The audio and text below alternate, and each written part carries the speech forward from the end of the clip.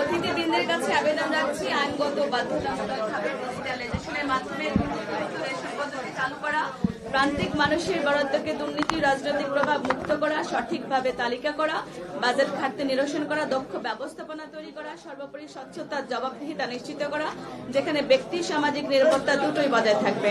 আর এই আয়োজনে আমরা আমাদের সেই প্রান্তিক শ্রেণীর সামাজিক সুরক্ষা সুবিধাভোগীদের এই মেসেজ দিতে চাই যে আপনারা একা নন, আমরা আপনাদের পাশে রয়েছি। যে কোনো অন্যায় অভিযোগ আমাদেরকে জানাবেন, আমরা চেষ্টা করব আপনাদের পাশে থাকার। ধন্যবাদ সকলকে। আমি মাননীয় প্রধান অতিথি আমাদের সম্মানিত মহাসচিব স্যারের কাছে অনুরোধ জানাচ্ছি তার বক্তৃতা পেশ করার জন্য সকল প্রশ্নের আলোকে।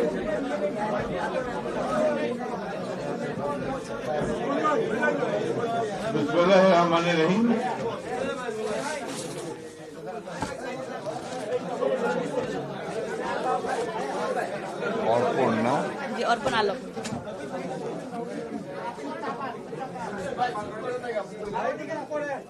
আমি কিছুটা বলা যেতে পারে যে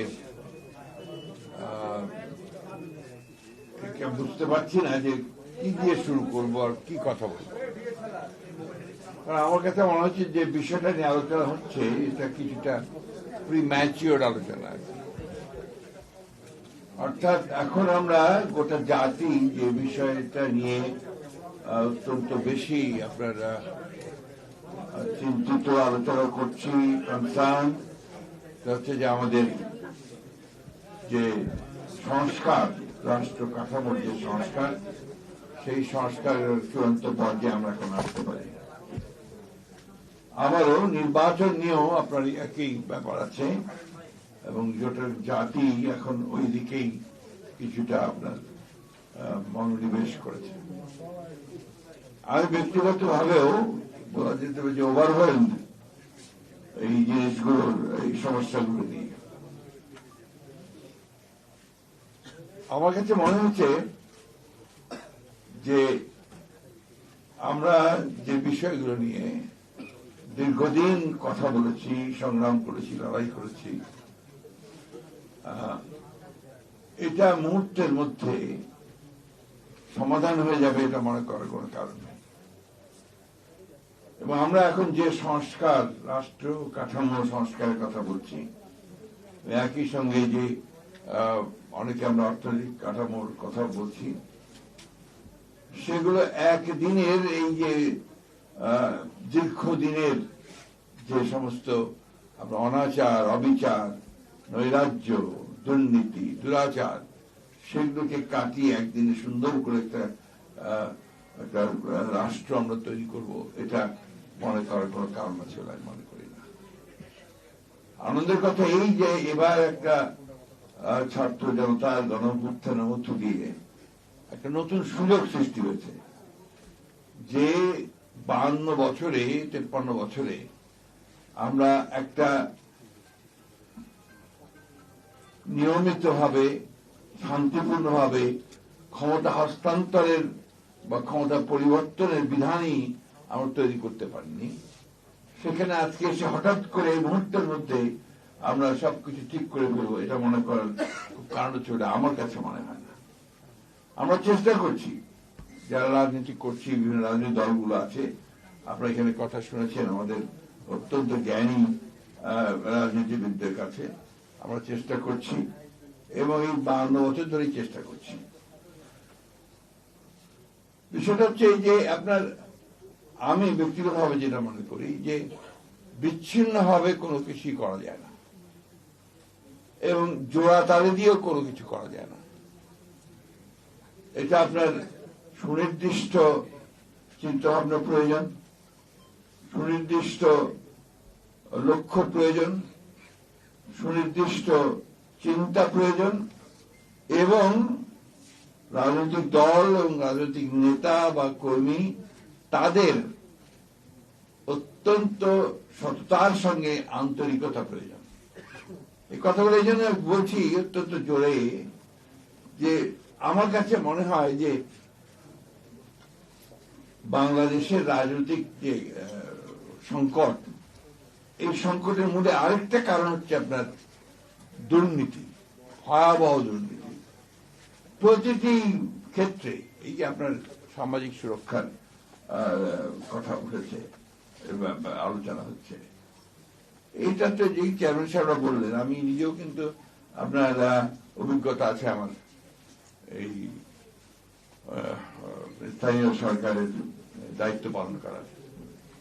অত্যন্ত সত্য কথা বলেছেন যে ধীরে ধীরে এটা আরো খারাপের দিকে গেছে, এবং এখানে যারা নির্বাচিত চেয়ারম্যান বা আপনার যারা নির্বাচিত প্রতিনিধি, তাদের হাতে ক্ষমতা কতটুকু তারা সবচেয়ে ভালো বলতে পারবেন।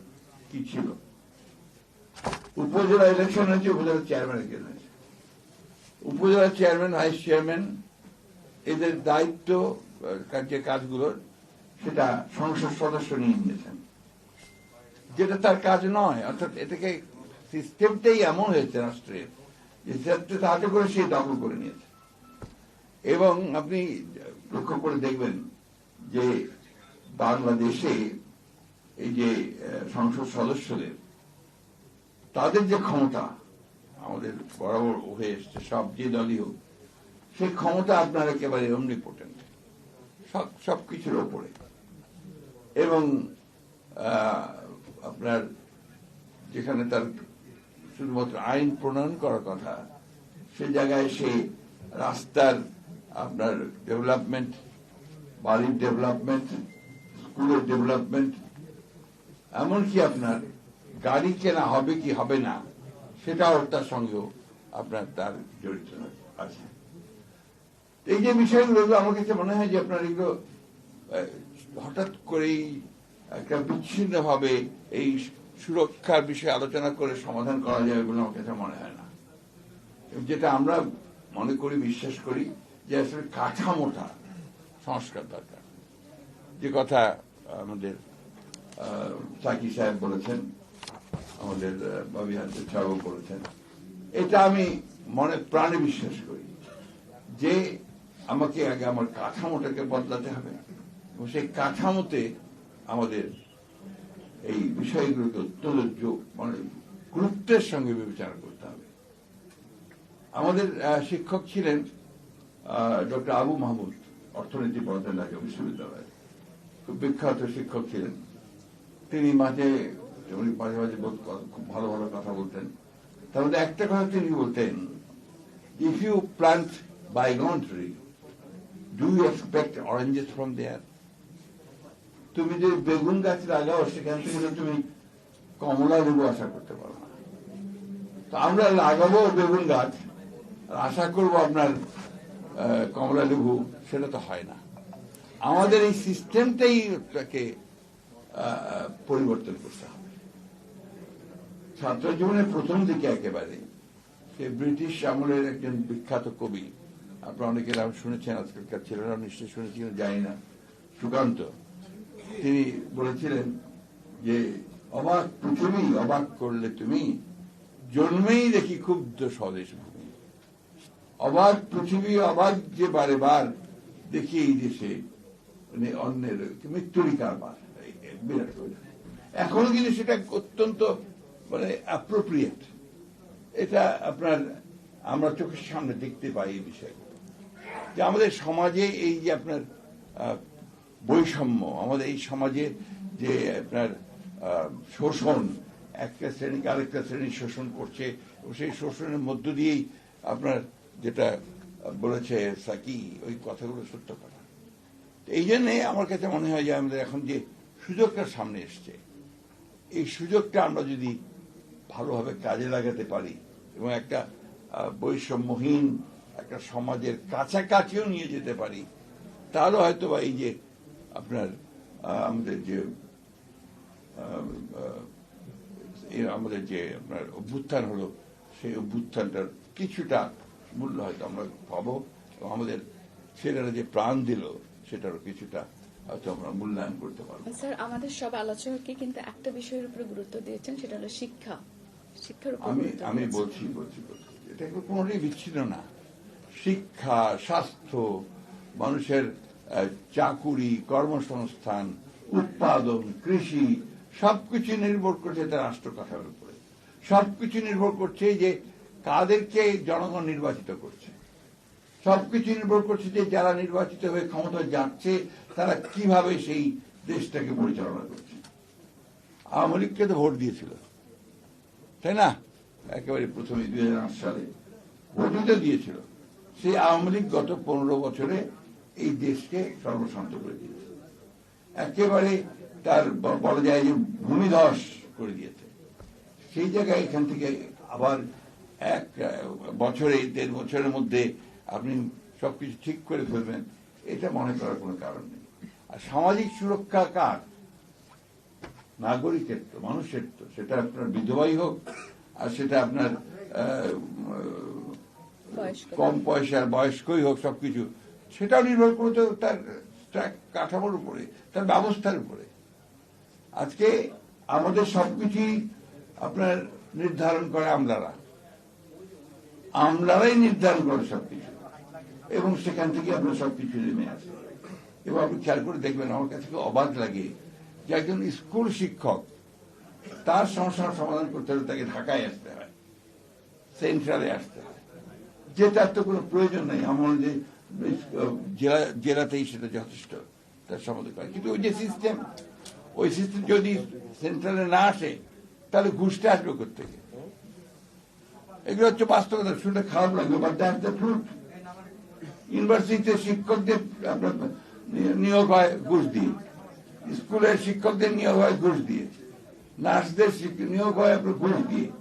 তো যে ব্যবস্থাতে এই ধরনের অনিয়ম চলতে থাকে, যে ধরনের বৈষম্য চলতে থাকে, সেখানে আপনি যে রাতারাতি কোনো কিছু করে ফেলতে পারবেন, এটা খুব ডিফিকাল্ট। এটা সত্য কথা। ওয়েলফেয়ার স্টেটের কথা এসছে, আপনার কল্যাণমূলক রাষ্ট্র। আমরা তো এখন আর বিপ্লব করতে পারছি না। আমাদের সাকি সাহেবরা যেটা স্বপ্ন দেখেন, আমরাও একসময় স্বপ্ন দেখতাম, কিন্তু এটা বাস্তবতা যে এখন আমরা সেই বিপ্লব আমরা আর করতে পারছি না। তো আমাদেরকে এখন এই ওয়েলফেয়ার স্টেট, এই কল্যাণমূলক রাষ্ট্রের কথা চিন্তা করি, এমন সিস্টেমের মধ্যে যেতে হবে যে সিস্টেমের মধ্যে দিয়ে আমরা আমাদের নির্বাচিত প্রতিনিধিরা আমাদের সেই অন্তত মিনিমাম, ন্যূনতম যে ন্যায় বিচার, সেই ন্যায় বিচারটা নিশ্চিত করবে জনগণের। এটা ন্যূনতম। এবং এখানে যে আপনি সব পেয়ে যাবেন তা পাবেন না, কিন্তু ন্যূনতম পাওয়া যেতে পারে। সুতরাং এটা আপনার, আমি মনে করি যে আপনার চূড়ান্ত কোনো কিছু বলা এই মুহূর্তে বিথিকা যেটা এক্সপেক্ট করছে, এটা সম্ভব না। এটা আপনার আস্তে আস্তে দেখবেন, যদি সিস্টেম চলতে থাকে, এই নির্বাচন বারবার হয় এবং নির্বাচিত প্রতিনিধিদের জবাবদিহিতা থাকে, জনগণের কাছে তার অ্যাকাউন্টেবিলিটি থাকে, তাকে প্রত্যেকবার জনগণের কাছে যেতে হয় যে ভোট দেওয়ার জন্য, তাকে ভোট পাওয়ার জন্য, তাহলে হয়তো সেই জায়গায় কিছুটা আসতে পারে।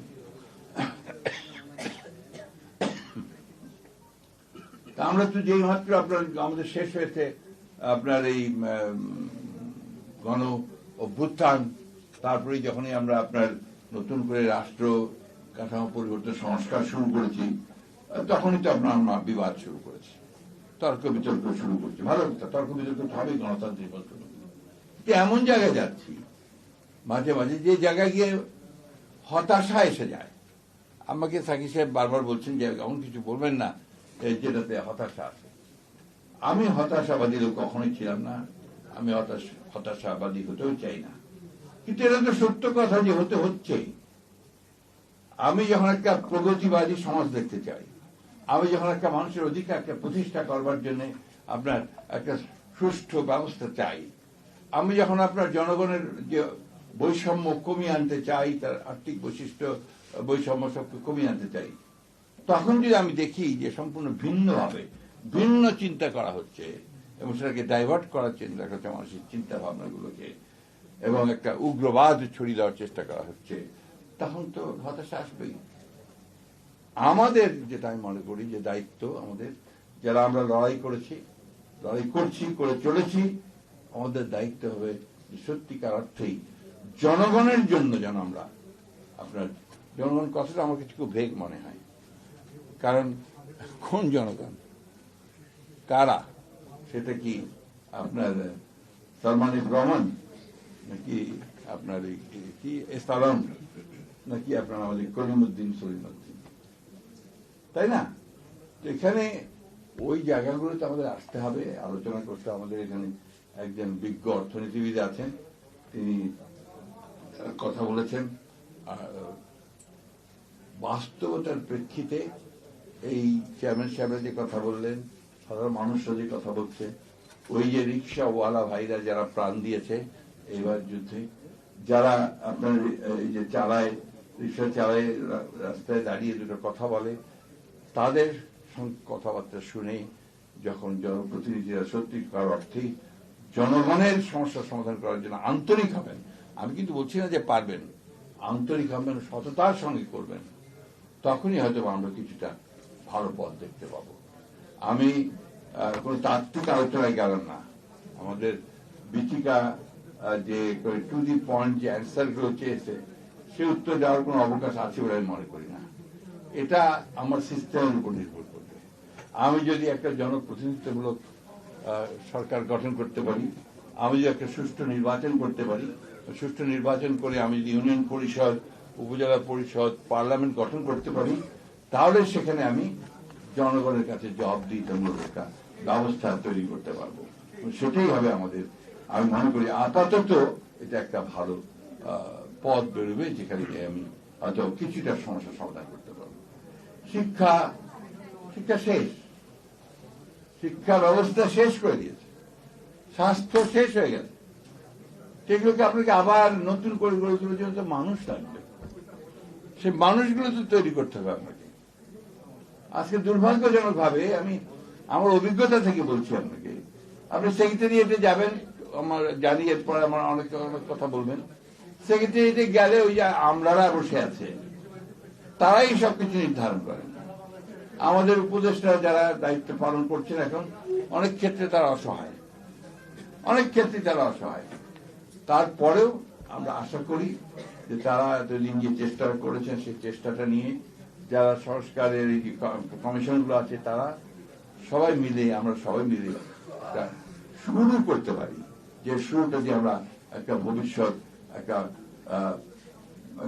বাংলাদেশ যেটা বৈষম্যহীন বাংলাদেশের দিকে আমরা এগিয়ে যেতে পারবো। ধন্যবাদ সকলকে।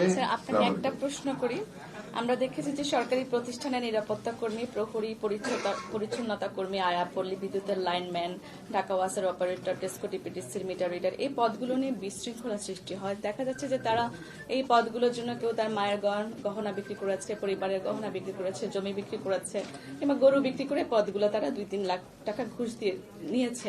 কিন্তু এখন দেখা যাচ্ছে সরকার পরিবর্তনের পর হচ্ছে গিয়ে তাদেরকে ট্যাগিং দিয়ে নতুন লোকজন বসাচ্ছে, ঠিক একই সময় যেখানে বিগত 17 বছরে যারা ফ্যাসিস্ট তৈরি করেছে, আমলা, মন্ত্রী, প্রশাসনিক কর্মকর্তারা, তাদেরকে নিয়ে কিন্তু উপদেষ্টা পরিষদ চা খাচ্ছেন, বাজেট করছেন, পরিকল্পনা করছেন। তাহলে শুধু নিয়ম কি শুধু এই নিম্নবিত্ত মানুষদের জন্য? আমরা একবার দেখেছিলাম অবৈধ রিক্সা যখন উচ্ছেদ চলছিল, তখন একটা রিক্সাওয়ালা বলছিলেন, পারবেন তো স্যার শুধু আমগো লগেই। তাহলে কি এটা কি বৈষম্য? এটা কি নিরসন কবে হবে? সেই প্রশ্নটা দিয়ে দিতে যে বিচ্ছিন্ন ভাবে কোনো কিছুই হবে না, একটা জোড়াতালি দিয়েও কোনো কিছু হবে না, একটা সুনির্দিষ্ট উদ্দেশ্য, লক্ষ্য, চিন্তা ভাবনা, একটা থিওরি, সবকিছু নিয়ে এগুতে হবে। সেখানে এই যে বিচ্ছিন্ন ভাবে একজন গার্ডের কথা বলে তো লাভ নেই, টোটাল থিং। একজন কৃষকও তো আপনার পুরোপুরি ভাবে তার পণ্যের ন্যায্য মূল্য থেকে বঞ্চিত হচ্ছে না। আজকে যে কিছুক্ষণ আগে বলছি যে ঢাকা শহরে আপনার এই ব্যাটারি চালিত রিক্সা ভরে গিয়েছে, এরপরে চলা যাবে না। তো সে কেন? কারণ তার কর্ম নেই, কর্মসংস্থান নেই। তাকে বেঁচে থাকতে হলে তাকে ওই রিক্সাটা চালিয়ে বেঁচে থাকতে হবে। তো গভর্নমেন্টকে সেই পলিসি আনতে হবে যে পলিসিগুলোতে আর বিকল্প কর্মসংস্থানের ব্যবস্থা তৈরি হবে এবং একই সঙ্গে এই রাস্তাগুলোকে ঠিক করা সম্ভব হবে। এটি হচ্ছে মূল কথা। এবং সব শেষ কথা যেটা, সেটা হচ্ছে যে আমাদের ঐক্যবদ্ধ থেকে এই সব কিছুর ঊর্ধ্বে উঠে, একটা দুর্নীতির ঊর্ধ্বে উঠে আমাদেরকে আমাদের ভবিষ্যৎ তৈরি করার জন্য কাজ করতে হবে। বাংলাদেশের মানুষ পারে, বাংলাদেশের মানুষ 52-তে পেরেছে, বাংলাদেশের মানুষ 69-এ পেরেছে, বাংলাদেশের মানুষ 70-এ পেরেছে, 71-এ পেরেছে। তো সুতরাং না পারার কোনো কারণ নেই। আর যে সব শেষে যেটা পেরেছে এটা তো অভাবনীয়, অসাধারণ। সেই ক্ষেত্রে আমার মনে হয় যে আমরা পারবো, আমাদেরকে সেই সামনের দিকে ধৈর্য ধরে এগিয়ে যেতে হবে। ধন্যবাদ। ধন্যবাদ সকলকে আমাদের অনুষ্ঠানে আসবার জন্য। আমাদের অনুষ্ঠান আমরা শেষ করছি। আমরা সকলে মিলে একটি বাস্তব প্রগতিশীল সমাজ রাষ্ট্র গঠন করব সকলের জনগণের অংশীদারিত্বের মাধ্যমে। ধন্যবাদ আমাদের সকলকে।